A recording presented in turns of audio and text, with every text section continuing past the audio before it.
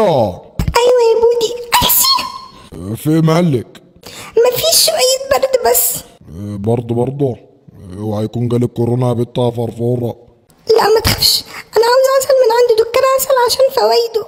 ما انا اكيد هجيبهولك من دكان العسل، يعني امال هجيبهولك من عند الجزار؟ لا، ما هو دكان العسل ده في بورسعيد. انت عايزه تمشوريني وخلاص؟ بقول لك ايه، يا تجيب لي من دكان العسل يا مش عايزه منك حاجه. لا خلاص رايح اهو. حسبي الله ونعم الوكيل. بتقول ايه؟ لا ما بقولش، بقولك انت عسل الله الوكيل. الوردوش عليك يا زمولكس. اتفضل يا فندم. عايز شويه عسل. عسل ايه يا فندم؟ في عسل بردقوش وعسل حبة البركة وعسل البرسيم. برسيم؟ يابا انت شايفني بقرا قدامك؟ لا يا فندم، ده زهرة عسل البرسيم. يعني عايز شويه عسل يا صاحبي، عسل عادي يعني. في عسل الموز وعسل الكافور وعسل بقطع المشمشية. حلو بس شقيق. لو عاوز بس اللي يفحك يا صاحبي. لا يا فندم ولا يهمك، يا شقية فعلا. انت هتهزر معاه ولا ايه؟ لا يا فندم انا اسف.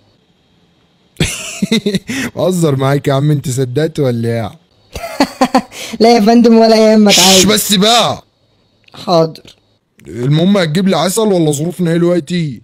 لا يا فندم اكيد هجيب لك، احنا عندنا زيت زيتون بالزعتر وزيت زيتون بالفلفل وزيت زيتون بالبصل.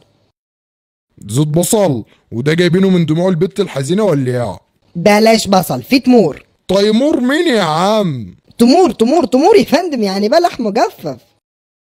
هو بلح فعلا يا عم، انا عايز عسل بس. في تمر عجوة المدينة وتمر سباكة وتمر سكري. والله ده انتوا اللي مساكوا سكري. شكرا لذوق حضرتك يا فندم. ذوق ايه يا عم، انا عايز عسل. اجيب لك عسل المانوكا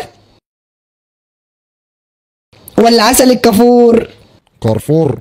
يا عم انتوا عندكوا كل دول وما عندكوش عسل نحل. حضرتك عاوز عسل نحل؟ امال انا بقول ايه من الصبح؟ عاوز عسل القطه المشمشيه لهني. ده طعمه يجنن يا فندم. يا عم طب اقول لك، هات لي نحله وانا احلبها انا واجيب منها العسل. تعمل ايه؟ لا ما فيها. اتفضل يا فندم، ده عسل نحل من اجود الانواع. ما طلع عندك عسل اهو، امال انت مطلع عين امي من الصبح ليه؟ ده انت مزراب.